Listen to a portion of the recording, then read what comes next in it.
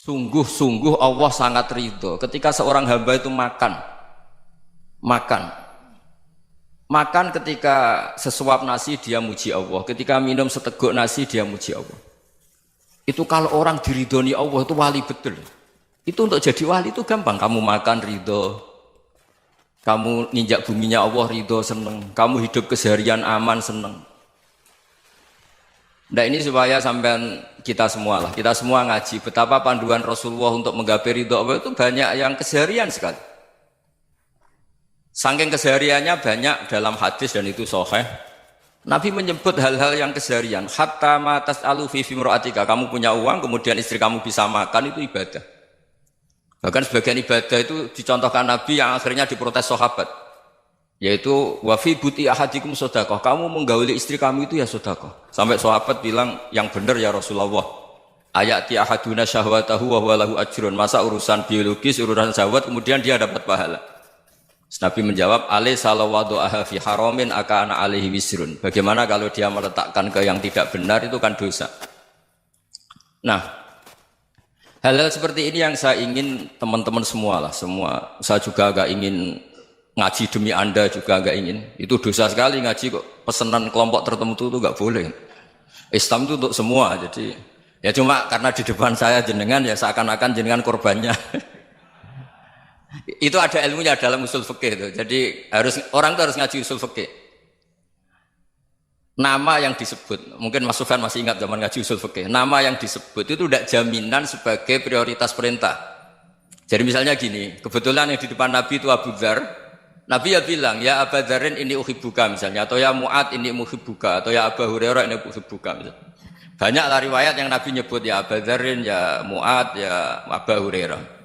Kemudian misalnya Nabi meneruskan khitab, ini uhibbuka, saya mencintai kamu, fakul dubur sholatin, atau sebagian riwayat disebut fala tada'an la dubura kulli sholatin, Allahumma inni ala dzikrika wa syukrika wa husni ibadatik.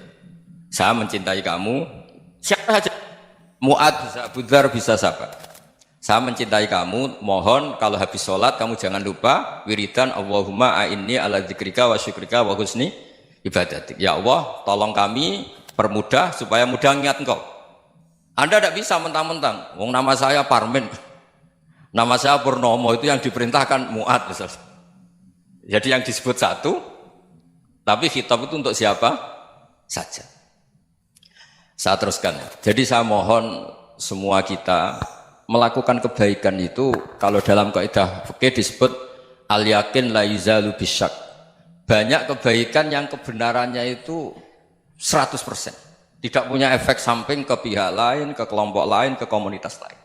Itu tadi misalnya Anda makan dan itu murah sekali, hanya butuh satu piring. Setiap punyaan kamu muji Allah, setiap minum kamu muji Allah. Itu redaksinya Rasulullah SAW disebut Allah sangat ridho ketika seorang hamba makan, kemudian dia memuji Allah.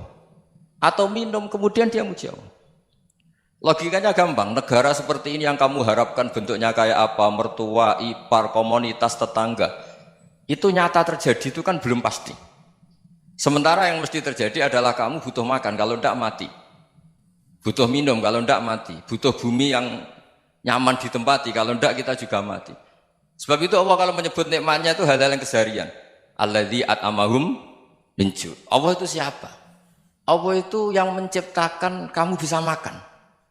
Tidak berlebihan. Allah itu yang menciptakan kondisi sosial itu ideal. Zaman Nabi itu ya ada orang munafik. Orang-orang pilihan Allah itu juga diuji orang sekelilingnya yang macam-macam. Semua diuji sesuai konteks zaman dan waktu. Nah, tapi ada ibadah-ibadah yang selalu disarankan Nabi. Sampai Nabi itu pernah ditanya, ayul islami khairun ya Rasulullah, Islam terbaik itu gimana? Jawaban Nabi itu unik. It'amut to'am. Islam terbaik itu ya makan-makan, santai-santai. Ketika Allah menyebut beberapa kebaikan, falak tahamal aqobah wa ma adrokan apa? Mal aqobah. Terusannya apa? Fakku raqobah. Terusannya apa? Au it'amun fi yaumin di masubah. Ya, atau acara makan-makan itu juga Islam. Kenapa? Ya bayangkan kalau tidak ada makanan, kita mati kan? Kondisi sosial tidak ideal itu Anda masih gak apa-apa. Tapi kalau Anda tidak makan, Anda tidak minum, Kamu punya istri cerewet masih bisa hidup, punya mertua cerewet masih bisa hidup. Tapi kalau tidak makan bisa mati. Berarti penting mana istri sama makan? Penting mana? Makan. Semoga istri Anda dengar, nanti kamu disuruh makan tapi pulang deh. Itu kalau dibahasakan makan masih memahami. Penting mana nasi satu piring dengan istri. Nggak ada nasi mati, nggak ada istri belum mati. Penting mana? Gak berani jawab kan? Nah, ternyata Anda ada garang kan di depan istri.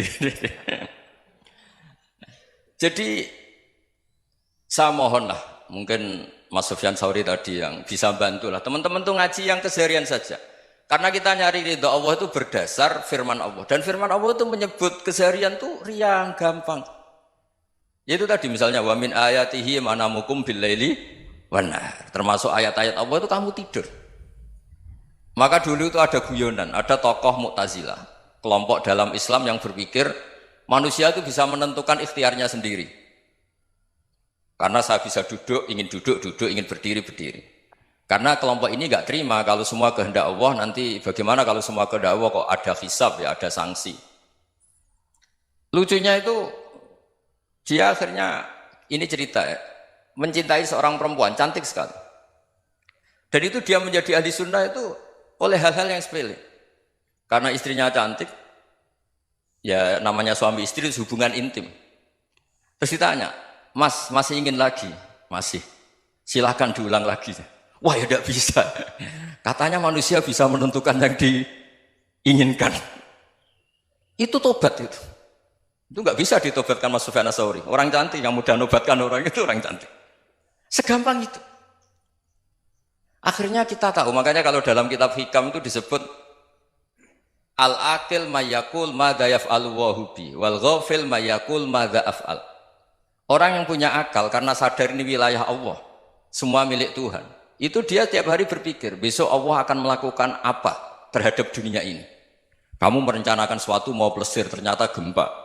Mau wisata ke Rusia ternyata perang. Kamu tidak pernah tahu apa yang akan terjadi besok. Wa ma tadri nafsum madza taksibu ghadan. Tapi anda semua kita ini sering punya jadwal permanen. Makanya saya kalau diundang siapa saja, bisa takdir. Yang jelas Gus ini acara penting. Ya masih acara penting nak pangeran ngersakno piye? Kowe ape dadi pangeran, kamu kok mau jadi Tuhan? Itu kadang ya kiai. Penting Gus acara ini jenengan harus memastikan bisa. Loh kamu itu yang ngajarin tauhid, sesuatu itu biadillah kok bilang-bilang apa pasti. Kalau maksa terus tak tobatkan kamu kata saya. Ya kalau gitu Gus bilang insya Allah.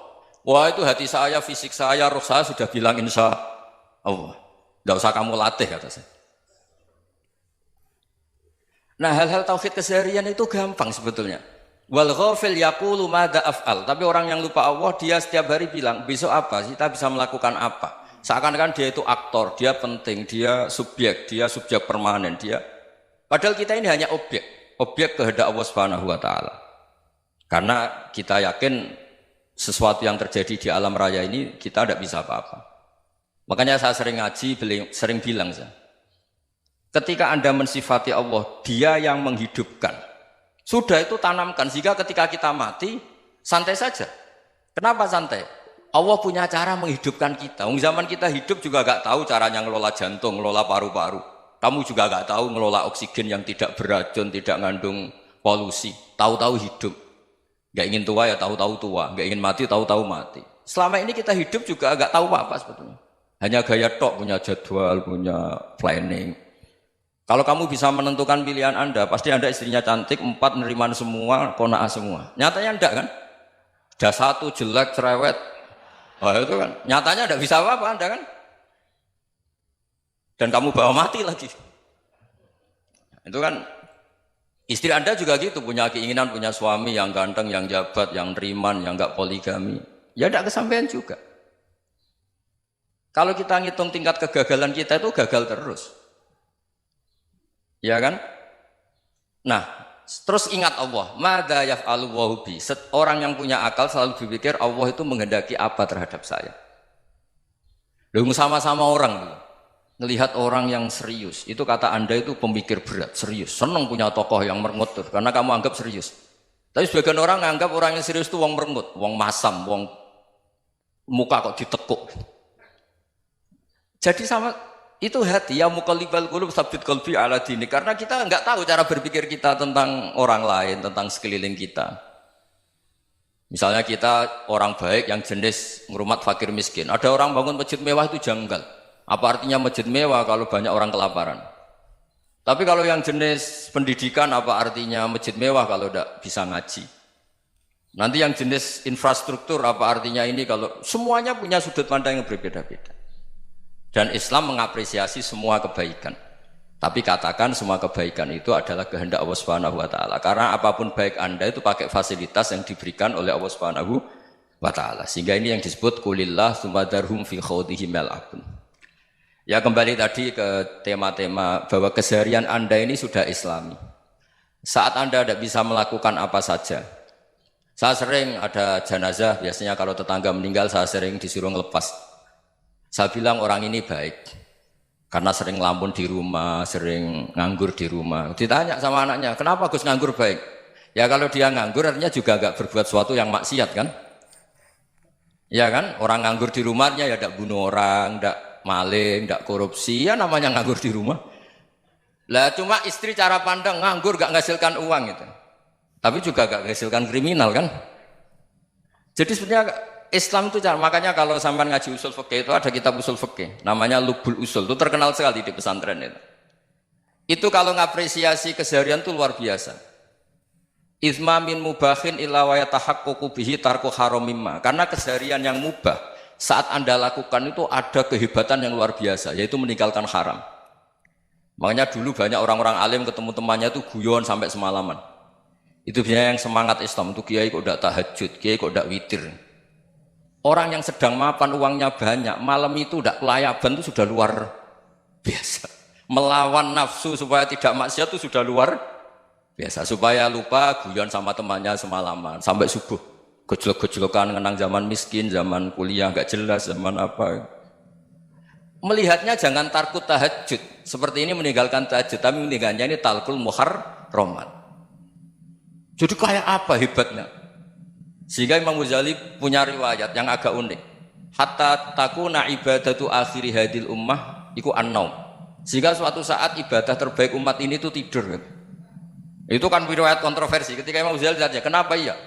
Kenapa kamu mulai keluar dari rumah itu sudah banyak maksiat? Melihat perempuan yang enggak mahram, melihat fenomena. Tapi kalau kamu tidur itu enggak melihat apa-apa. Tapi juga kamu jangan nganggap tidur itu ibadah betul. Saatnya melakukan fardu ain malah masih tidur. Tapi itu sudut pandang yang menjadikan kita Islam itu gampang. Jadi saat Anda tidak bisa aktivitas apa-apa, misalnya ada beberapa orang yang lumpuh. Lumpuh itu memang nggak bisa Jumatan, nggak bisa ibadah, tapi dia juga nggak bisa maksiat. Tidur itu memang Anda saat itu tidak bisa tahajud, tidak bisa witir, tapi saat itu ada zina, ada maling, tidak gosipkan orang, tidak bully orang, tidak menanamkan kebencian, tidak hasud. Sehingga tidur menurut Allah Ta'ala wa min ayatihi manamukum billaili apa? Wan-nahar. Karena di tidur itu selain ada unsur istirahat, jaga stamina, juga ada unsur meninggalkan beberapa keburukan. Nah saya mohon ibadah yang keseharian ini kita jaga. Supaya kita semua baca ayat itu fasih. Fasih itu tertanam di hati. Allah itu siapa? Alladzi at'amahum min ju'i wa amanahum min khauf. Dan Allah kalau cerita di Quran itu anna sababnal ma'a sabba thumma syaqaqnal ardhan wa syaqqa fa ambatna fiha habba wa inaba wa qadba wa zaituna wa nakhla wa hadaika hulba. Kamu tahu saya ini siapa kata Allah? Saya ini adalah Tuhan yang menurunkan air, kemudian ada tanaman banyak.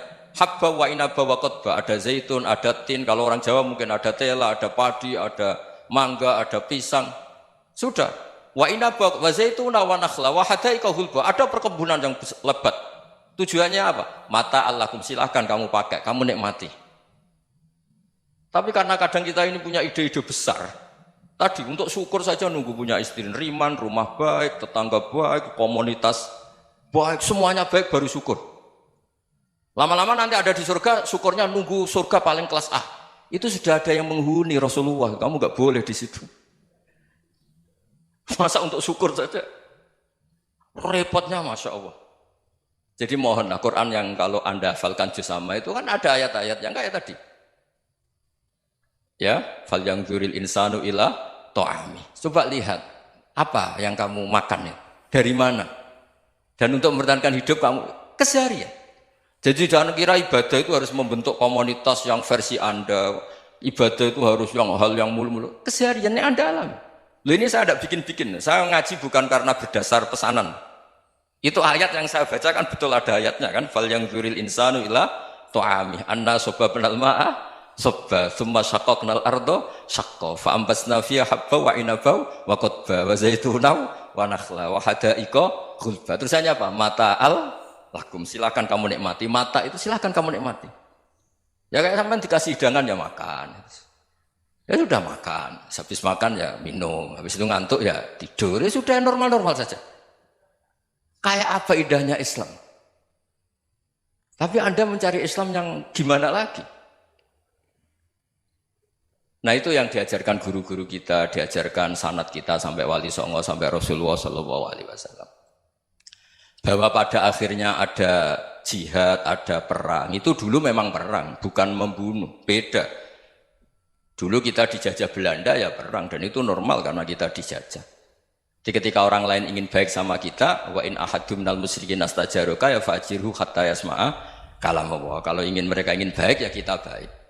Makanya ada istilah mustakman, mu'ahad. Kalau mereka ingin damai, berdampingan dengan kemajmukan ya itu yang lebih baik.